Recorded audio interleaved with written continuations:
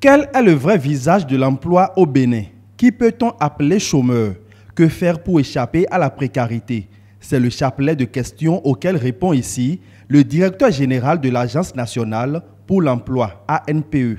Contrairement à ce que pensent beaucoup de jeunes, le taux de chômage au Bénin est très bas. Il est de 2,3%.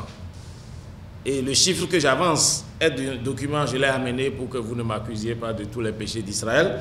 C'est État des lieux de l'emploi au Bénin, août 2017, réalisé par l'INSAE, l'Institut national de statistique et d'économie, avec le groupe de la Banque mondiale. Donc c'est un document de référence.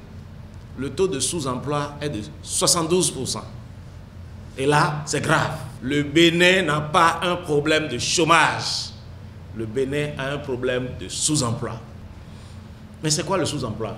Le sous-emploi, c'est le licencié qui fait Zémidjan, pour paraphraser. C'est le master qui vend de l'essence. C'est la licenciée qui vend avec sa maman à Tokpa. Le BIT considère que celui qui fait Zémidjan travaille. Le BIT considère que celui qui vend essence frelatée travaille. Pour autant qu'il en tire des revenus pour se nourrir. Le communicateur invite les jeunes à se départir du rêve de fonctionnaire. 4% des travailleurs béninois sont des fonctionnaires. C'est une réalité. Et si vous ne le savez pas, quand vous sortez avec les diplômes et que votre seul objectif c'est la fonction publique, alors vous devez vous poser des questions. Vous devez rentrer dans un groupe de 4%.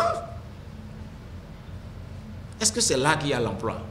La rencontre est organisée par le GRAP, groupe de réflexion alternative et perspective, dirigé par le professeur Roch David Nyaoui, membre du bureau politique de l'Union progressiste.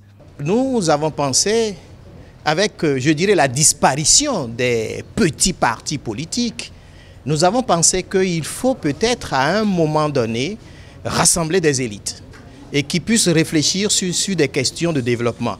Des échanges nourris avec l'auditoire ont permis d'enrichir le débat et de mieux appréhender surtout la notion de chômage au Bénin.